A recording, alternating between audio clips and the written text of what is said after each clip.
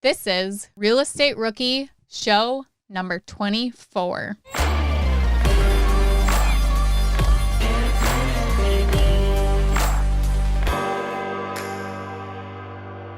My name is Ashley Kerr, and I am here today with Felipe Mejia, who once again gets roasted. I swear we should just make it a part of the show. All right, time to roast Felipe and go.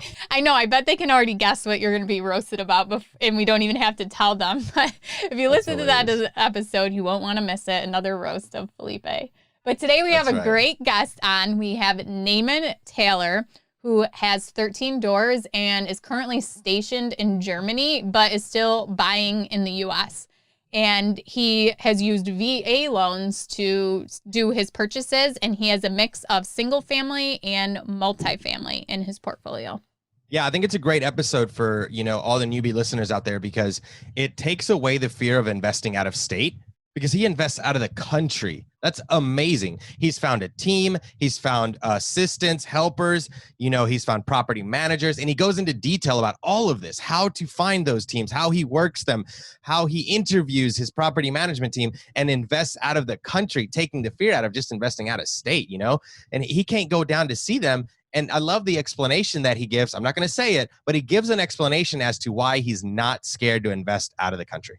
And he also gives an example of not using a property management company and how it went wrong. So I love the debate of, should you use a property manager? Should you not use a property manager? And I love to hear his take on it. So make sure you guys listen to that tip that he gives and what happened and why he had a bad experience. Thank you so much for coming on with us. Why don't you start and tell us a little bit about yourself and what you're doing and how you got started into real estate?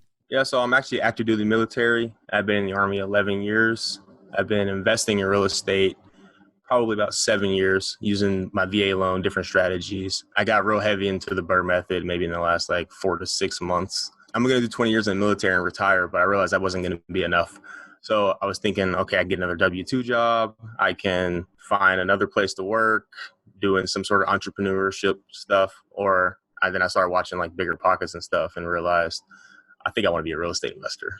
No, I love that, because we actually get a lot of questions regarding VA loans, because it's kind of out of the box for a lot of people, because unless you're in the military, correct me if I'm wrong, that's not something you can typically use. So there's a lot of misconceptions or questions about VA loans. Can you only use it once? Can you use it more than once? How many times can you use it? What does that look like structurally? Can you give us a little bit information on VA loans and how they work?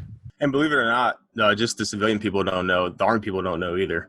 So I do a local real estate meetup group. We're going to have another one this Saturday. I've only did it once, but it went really well.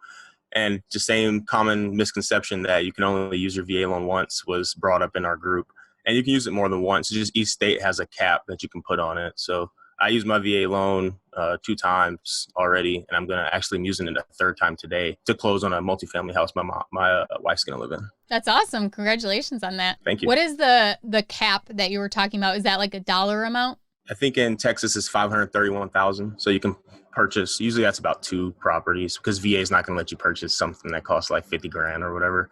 So that you kind of got to buy a B- property at the worst. That kind of property is what the VA is going to approve.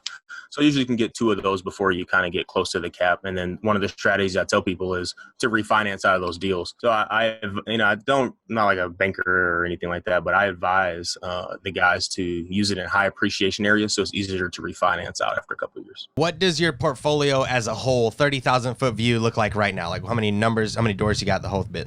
13 doors. Today we closed on the 4-plex using VA strategy. I bought a triplex cash in my next place that I'm going to go live in Oklahoma. We're going to renovate that one. I'm going to house hack. I'm the big house hack dude. We'll talk about it here in a minute, but I've been house hacking for years and not even knowing what it was. And then I have 2 duplexes, and I had to get out of my own way about single family, because my first deal was a duplex, and I got stuck in the thinking multifamily is the only way to do it. But I started analyzing a lot of deals in the last 4 to 6 months, and utilizing the BRRRR strategy. I found 2 great single-family houses in a good appreciation area with good jobs and people getting their rents paid in Fort Worth. It's one of my places I like to get into. How are you funding all this? With military, and Mhm. you said you're married, and just all this going on. How are you funding your deals, and then are you managing yourself, or how does that work out? Yeah, so I saved a lot of money. I started out my YouTube University is what I call it. I started out YouTube University listening to like Dave Ramsey. So I got no debt. I saved a bunch of money, and then I realized like I'm not gonna make any money doing this either. So I started trying to find ways to invest, and I started with, like I said, Dave Ramsey, and then I moved into. I had already been doing stocks for 7-8 years, and then I stumbled upon BiggerPockets, and I just got really lucky, and I just YouTube University that and put 100 hours into it probably. I fund the deals though. VA strategy. A lot of them are owner occupied VA. I use hard money to close, and I've done some cash deals, and I partner on some stuff too. I'm a big believer in that. Everybody that knows me, selfless. Let's just work together, and we'll figure it out. Let's go into the partnerships a little bit, because Felipe and I get that question a lot. How are you structuring your partnerships? Some joint venture things, just simple contract, 50-50. I just try to keep it really simple, because a lot of people, you hear real estate investor or let me borrow some money or let's do something, everybody's like real skeptical. So I just keep the numbers really simple, 50-50, everything, simple contract. Yeah, 50-50 money, 50-50 on. Are you managing your own properties then? Or do you have property management? Yeah. I try to like wear as least amount of hats as possible, because I have a full-time job and it requires a lot of time for me. So my first deal that I did, I found I was a new build. It wasn't even built yet when I purchased it. I used a VA loan. I brought a friend of mine to live there with me to help me like cover the $100 that the other side, the rent wasn't going to cover. So I hired the best property management company in the area. So it's super easy for me, my first deal, and I kind of learned how to learn the ropes.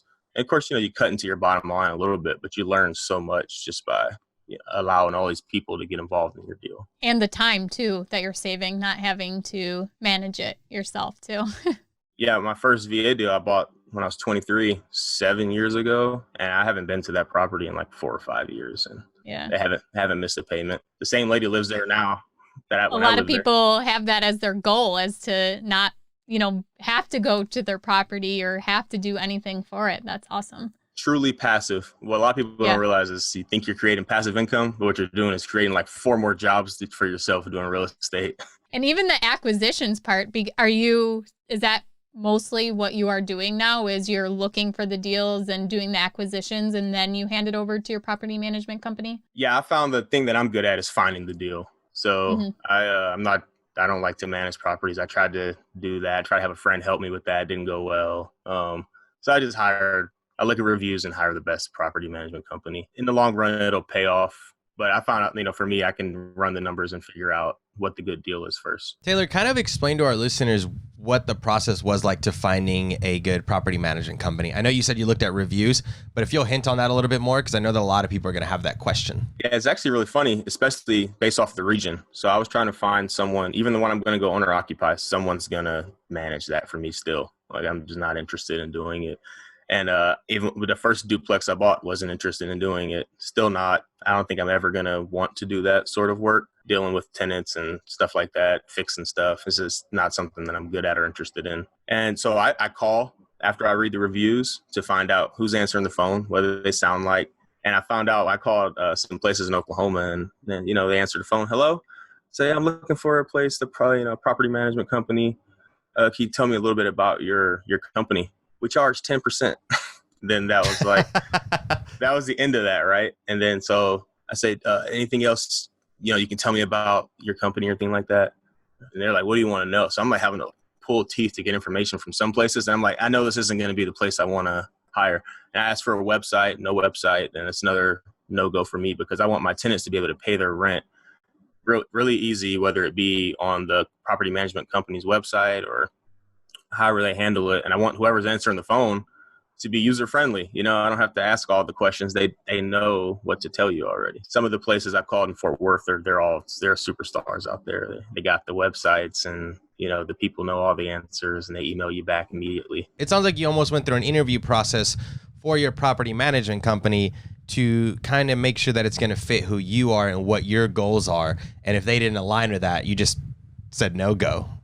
Yeah, and when I call, I'm trying to will and deal with them. I'm not trying to just pay 12%, 500 release or whatever. So, I'm calling and figuring out what the deals are structured like, what they're interested in. If I can get a discount if I use them for one or two properties, that sort of deal. So I'm looking to get them down to 8% and 200 release or something. And if I can get a good company to do that, I'm super interested in them. How many property management companies do you have right now? Because we didn't even talk about what markets are you in. I have one property management company that I'm going to use in Fort Worth. I try not to use that many. As long as they're in the same area, I try to use the same company. So I also invest in the Killeen area, which is close to Fort Hood base. So I use the same property management company for all my stuff over there as well. And then in Oklahoma, I haven't found anybody yet. So if you're listening and you know anybody in Oklahoma that manage some properties, let me know, because it seems like it's going to be a little bit more difficult because it's a small place.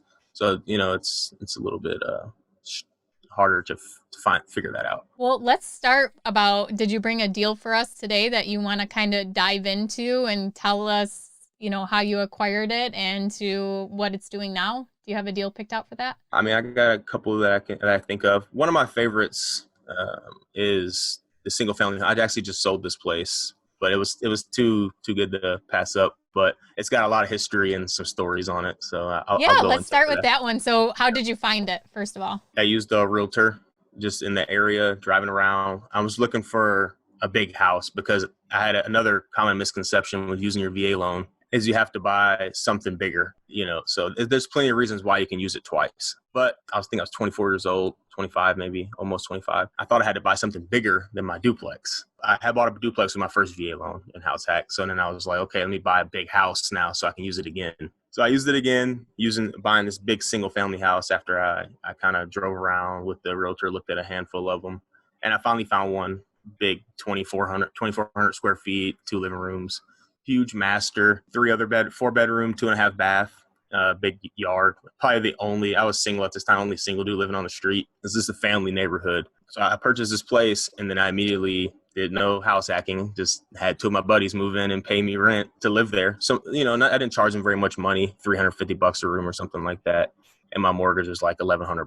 So I was paying just a couple $100 to stay there, and we split everything. So it was really worth it. And then I PCS'd out of there. I deployed, came back and PCS'd, and I rented that house to somebody with a friend that we just did a lease up, no property management. I said, let me try it. This dude tore my house to pieces. Oh no. Yeah, like 14 kids and 9 dogs. And Wow. So they tore it all up, and he didn't pay me like the last 2 months rent. It was just a real, Yeah. How long did they stay there for? I think 15 months. So he had signed a new lease to stay, and I wasn't like checking on this place. I was like, he's paying me. So I was like, cool. Like, that's all right. All right, he's paying me. Wasn't checking on this place. And then he stopped. He started having some trouble paying me. And I was like, okay, I'll work with him. And then he just stopped. And then he just moved. Just left a bunch of stuff there. And, and I found out like these dogs then tore up my yard. These kids then tore up my house. So, trying to go a little cheap route and not use property management end up costing me, about $7,000 or $8,000 to get my house back to the top of the market. Because I knew I wanted to sell it. It was a VA loan. I didn't want to refinance this one. I was trying to get out of single family. I had a sour taste in my mouth. It was the only single family house that I had. So I was like, nah, I got to get rid of this thing. But it had appreciated over 5 years, quite a bit. And I was able to sell it and make pretty good money. And I funded 2 of my deals currently with the money I sold from the house. Do you mind sharing the numbers with us, how that worked out? I bought this house in 2016 for about $145,000. And I sold it for $185,900 I guess 4 years later. And so I ended up getting, after got my escrow money, about $30,000. And I bought a VA, no money down, made $30K 4 years later. Just that buy and hold. Don't be in a rush with real estate. How much did you have to do to fix it back up after they destroyed it? Did you have to put some money into it then? Yeah, I put about $7,000 into it, but I had collected quite a bit of rent. Right. Yeah, they paid down your mortgage for 13 months. Yeah, and someone else had lived there for a little while too, so I had paid that mortgage down to about 125 or something like that. Yeah, and you had yeah, your other roommates too who contributed to your mortgage. Yeah. What are some of the key lessons that you would say that you learned from this deal? Because a lot of people are just going to think about, the negative part of this, but I feel like there's probably a lot more positive than just the rehab that you had to do. So dig into some of the lessons learned out of this deal. Yeah, I picked this one because it kind of encompasses more than just bad. It encompasses good, bad, some ugly, a little bit of everything with this single family. The good stuff was, I had to pay almost no money to live there with my friends. It was a great house hack opportunity. A lot of people don't know how to house hack with single family, so or they just don't want to. So you got to find the house that fits you to house hack in if you want to use that house hack strategy with a single family home. Some of the other good was the appreciation that I got from it. It was awesome. I couldn't believe that it was worth that much money. Because for me, I was like $140,000 house a few years ago.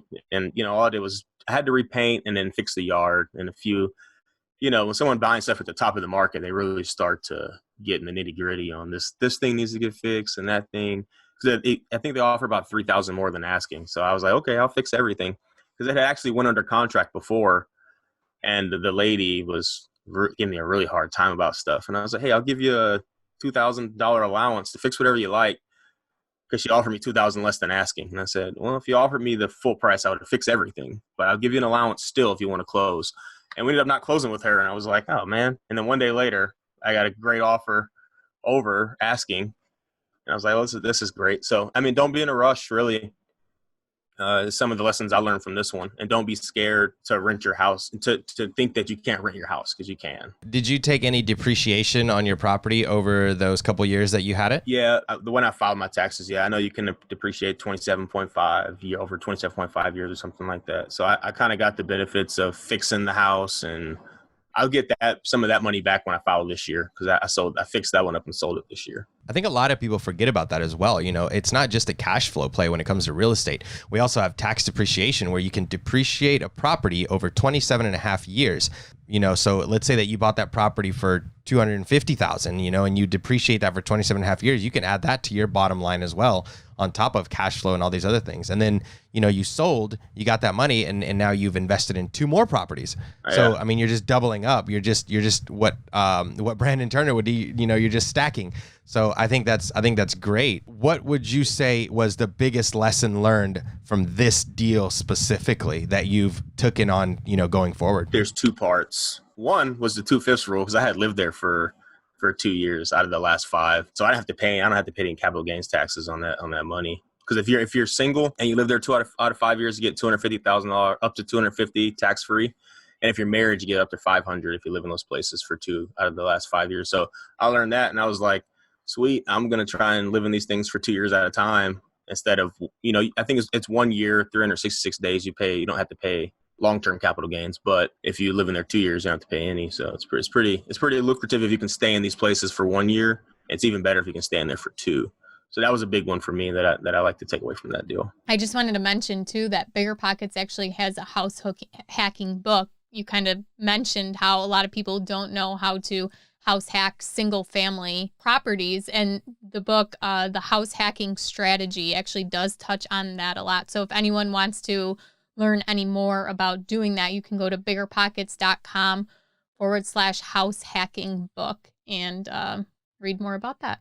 So is there anything else you wanted to add to that deal for us? And did you want to talk about another deal? I'm very intrigued about these VA loans. And oh yeah, I can do it. I can do my first deal. Yeah, my first deal was another great deal, VA loan. I try to tell people to use this, but what soldiers do, what I see a lot of is they all just want to live in this nice house, and they can get it with the VA loan. So they all just move into the house with their wife and their kid, and then they just pay the mortgage, which is going to be about what they get for housing in most cases. And then they move, and then they do it again, but they don't really know how to run a property, or they buy in a low appreciation area where they end up, negative cash flowing on one of these things. And that's why in military towns you see a lot of foreclosures, because they just stop paying those things. And then the VA is a little bit forgiving with it, but it's still a foreclosure on your credit. So you're not very bankable at that point. My first deal, to go back to the VA loans, my first deal was a duplex, the new build that I told you about.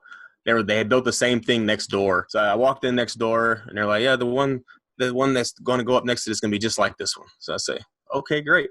I'll take it. I walked in, I loved it. It was like stained cement floors, the nicest place I was ever going to live. I had just made the rank of staff sergeant, so I was now allowed to live off the base. So I had to find a place to live. And I had rented a room. I've never actually paid full rent since I've been able to live in a house ever. I just been lucky that way, I guess.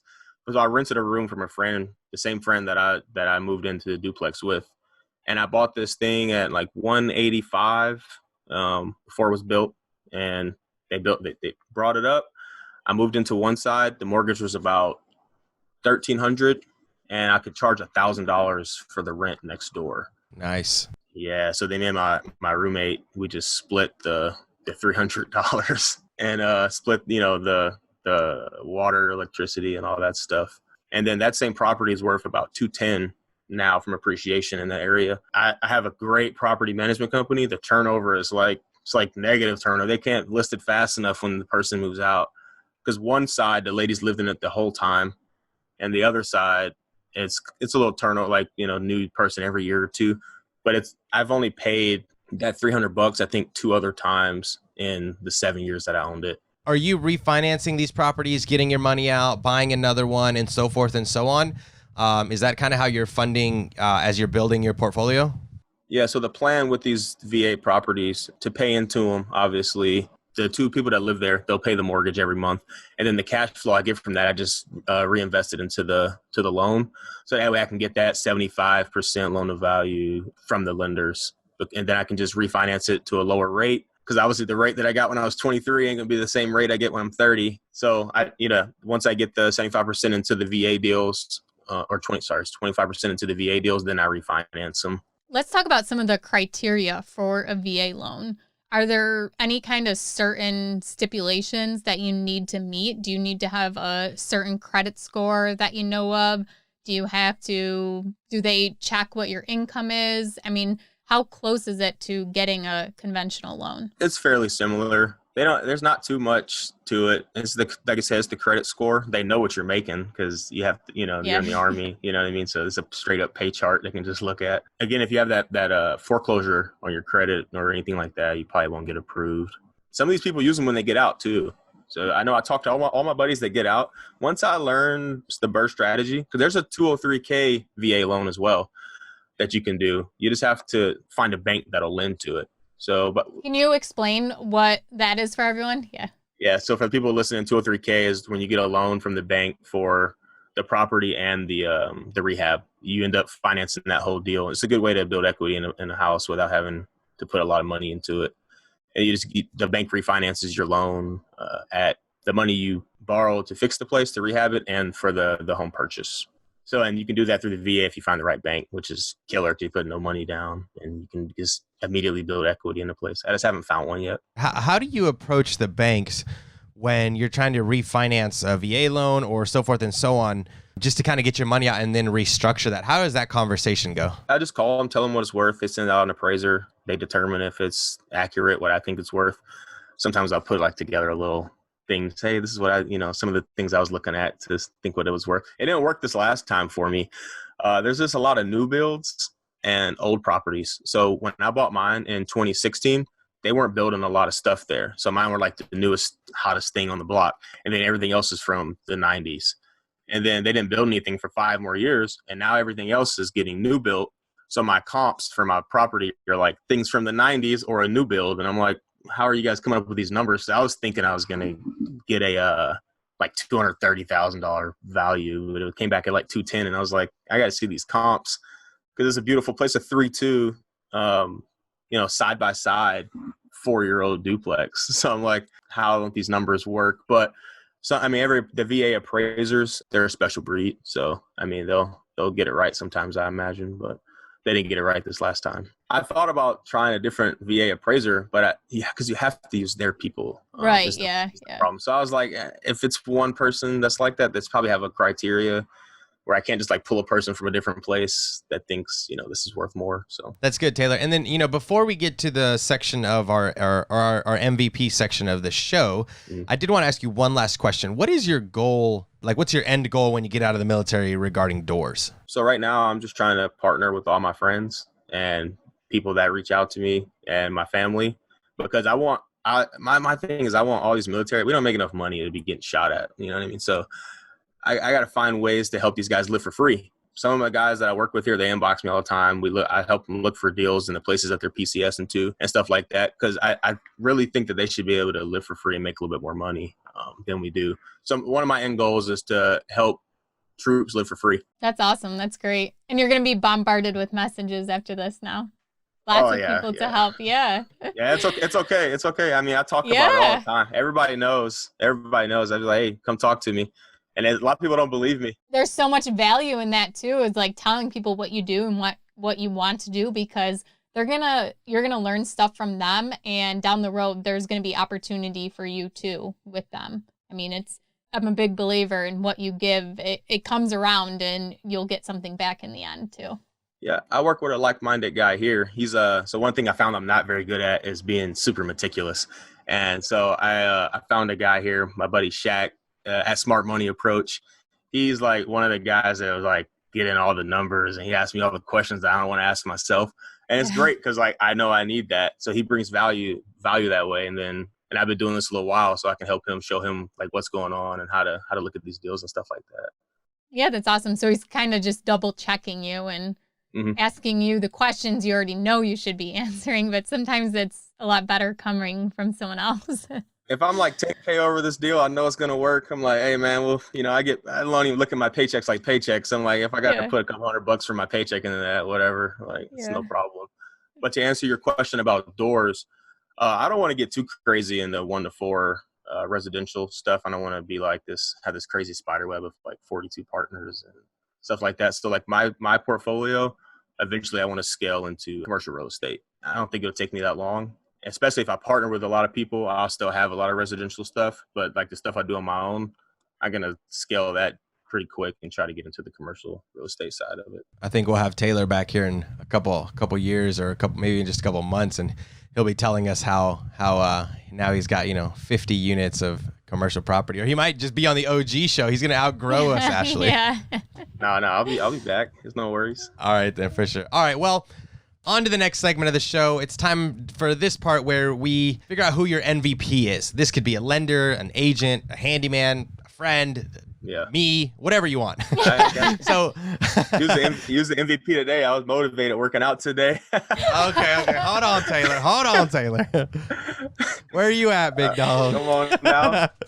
Taylor, before you got on the call with us today, Felipe tricked me into flexing and took a picture. Go to my Instagram, Taylor, and you'll see where I got Ashley to flex, and she's like, good boom. thing this will air 24 hours, more than 24 hours, so it'll be gone by the time we're listening. My wife was flexing earlier. I was talking to her. We were on the phone, and I don't know how she ended up flexing. She's like working out real hard and stuff, and her coworker walks by like, what are you doing? And she's like,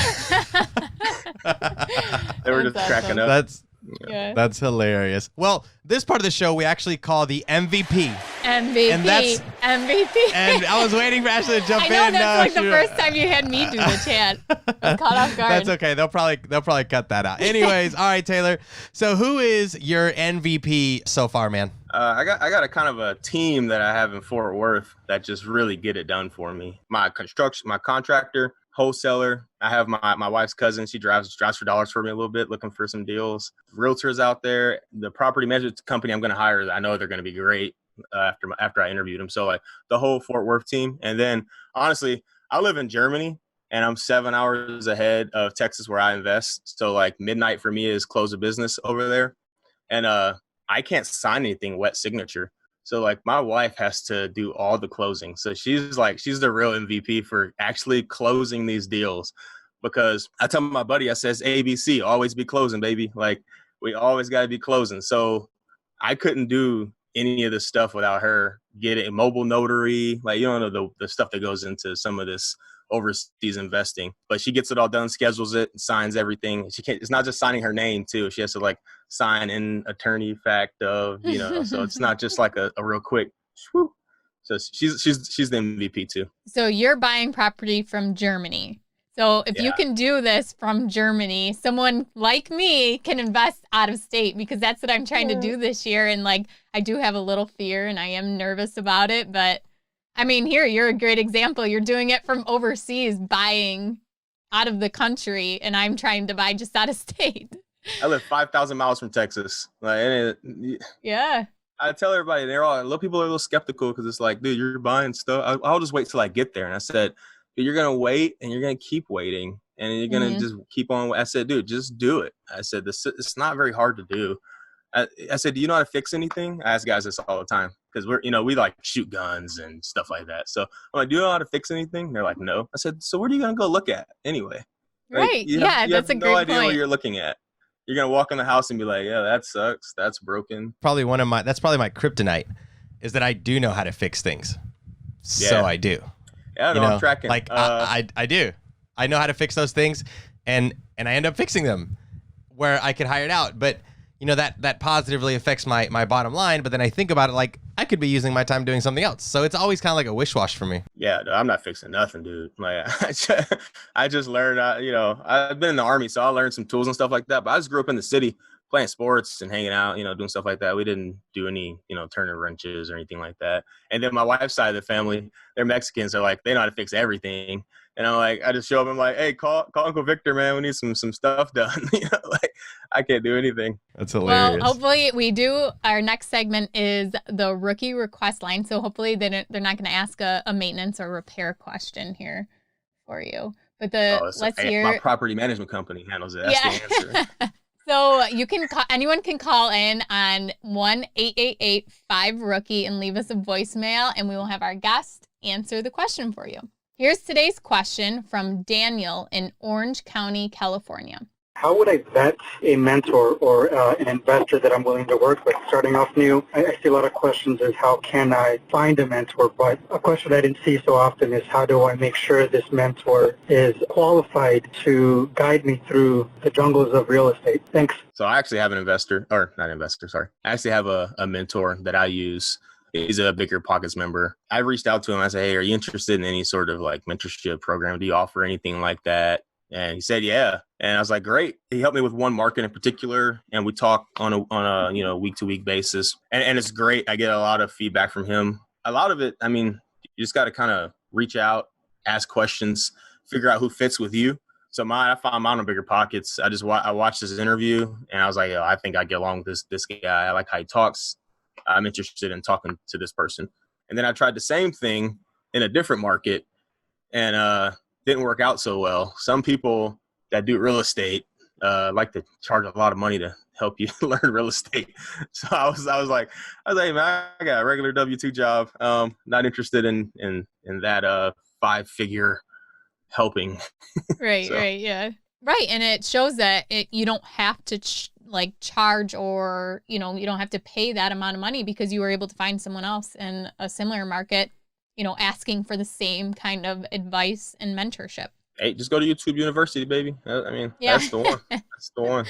Yeah, BiggerPockets. I mean, that is all free education. Their books, the forums, the YouTube channel, the podcast. Yeah. There's some other stuff like I do like Rod Cleef. I listen to his stuff. Actually had like one of those action calls with him the other day. I try to spread it out and listen to everybody because what I don't want is for the next 2 or 3 years I'm moving towards commercial, property, trying to make that transition. But all I've been doing is buying 1 to 4, not actually understanding what it is that I need to be doing to move into commercial real estate. Well, our next segment is actually random questions. And the question I want to ask you are, what are some YouTube channels or videos that you could recommend to someone who is trying to educate themselves more on being a real estate investor? I look at finances like the alphabet. And I say, start with somebody like Dave Ramsey's. He teaches you ABCs. Don't have debt, invest your 401k, save some money up, get those reserves right, stuff like that. And then I say something like BiggerPockets to teach you the next 3 letters of the alphabet, DEF, and keep listening to those over and over. I mean, those are the kind of things you just got to get the reps. I know a lot about this stuff, and I still watch every episode I get a chance to, put some time in. Because one thing I always tell people, especially some of the guys just getting started, I said, never doubt your information and knowledge in real estate because there's a lot of specialists in this game. So some people are just really good at syndication or some people are really good at multifamily or single family or wholesaling, whatever it is, but they have no idea like about 1031 exchange or 2/5 rule or whatever these like little nuances of real estate are. And you could know all this stuff and you could bring a lot of value to a lot of people that just buy single family homes and don't know about some of these other, opportunities and rules, how to advance their portfolio. I think that's a really good point, because you want to have a strong foundation and structure, because real estate is a business, and you want to make sure that your personal finances are strong and that foundation is secure, so that your business can be secure. And just how you keep refreshing, those basics and building that foundation, I think is great. And that is something people should really take away from this episode, is that even though you have 13 doors, you are still taking that time to continue to learn and grow and, to continue to be that successful investor. Taylor, what is one piece of technology that you still use regarding real estate? I know that you said you have property managers do a lot of stuff, but what is that one piece of technology you say that has helped you the most? So I bought a really nice TV not that long ago, 55-inch flat screen curve, 4K. Like every service guy does. Yeah, everybody's got like a small burst room with a 60-inch TV in it. That's the lifestyle, and then a nice car out front. That's hilarious. Can I talk about that too? People, stop buying brand new cars. Your debt to income ratio is going to be terrible, and no one's going to give you a loan. Buy a used car. Try not to. Pay it in cash if you can. Yeah, buy it in cash. I mean, it's your car now, and then you can, the same way you scale with real estate, where you buy a single family then duplex. Scale with your car. Your car to be worth the same amount of money you bought it for if you bought it used for $5,000, probably in a year.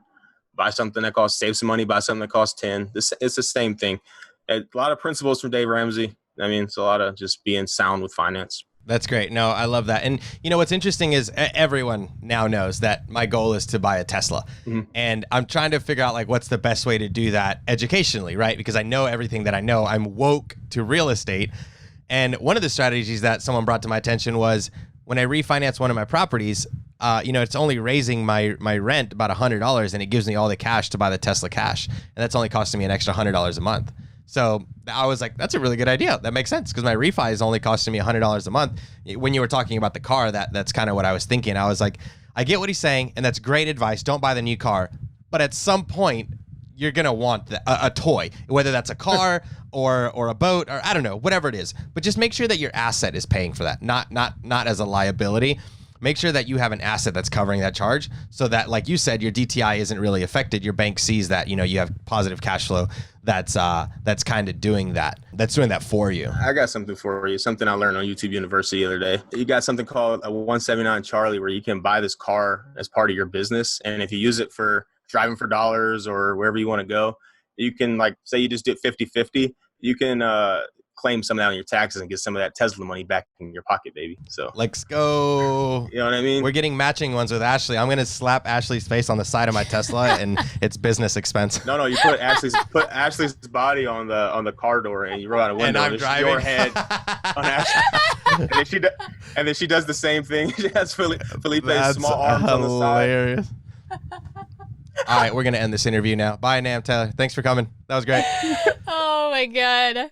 The Tesla and the flexing has really become a thing for you, Felipe. It's been great. I appreciate that, make Taylor. Sure I kept it going. I made it a point. I wonder why, Ashley. Thank you. There's this private Facebook group where any oncoming guest has to bring up Felipe's moving on. Flexing and Tesla. Moving on. Okay, so the question I have for you is actually a question that Felipe had said, I think before we even recorded our first podcast. And somehow it never got added to like our list of random questions, but I'm very interested to hear your answer for this.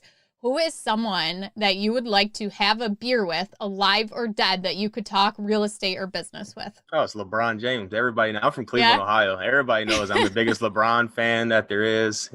So I'd love not beer. We're gonna drink some high-end wine. You know what I mean? Yeah. So that's what we're doing. Yeah. What would you talk to him about? What are some of the things you would like to ask him? How'd you get that $1 billion deal from Nike? Let's talk. I mean, he's got so many businesses. He's in Hollywood too, just keeping it rolling. Like, let's go. Got the house in Brentwood. Let me buy the one next to it, No, that's great. That's really exciting. So just as we're wrapping up, Taylor, is there any questions that you have for us? I didn't prepare any questions at all, actually. Yeah, so I don't really have any questions. Oh, I Is got. there anything else that you would like to add to the He wants listeners? to know what your workout routine is to get those. Oh God, Hey, we can. I DM Felipe not that long ago. I told him he's got to do some push-ups and pull-ups. You know, You don't want the smoke, Taylor. It's okay. I mean, I've been doing this workout thing for a while before it was cool. That's hilarious. Can you tell us where people can get in touch with you if they want to find out more about VA loans and keep following your journey? Yeah, so my Instagram handle is uncommon_denominator1. I kind of thought that was kind of cool because the way I see these partnerships too, the one person that's just underneath all these other people, that uncommon denominator, I thought was really cool. And yeah, then, that is unique. I like that. Yeah, my wife hates my Instagram handle, but whatever. And then Naaman Taylor on Facebook. I'm on Facebook and Instagram. I don't really do too much other stuff. You're in the BiggerPockets forums, you had said before. Yeah. Okay. So I'm in those groups too as well. Yeah. Well, thank you so much for coming on the show with us today, and it was great to hear your journey. And it seems like you're gonna keep growing and do awesome stuff, and I'm excited to see how investing in commercial property goes for you. Thank you. I'm Ashley Kerr at Wealth from Rentals, and he's Felipe Mejia at Felipe Mejia REI. Make sure you check out our Facebook group, search Real Estate Rookie.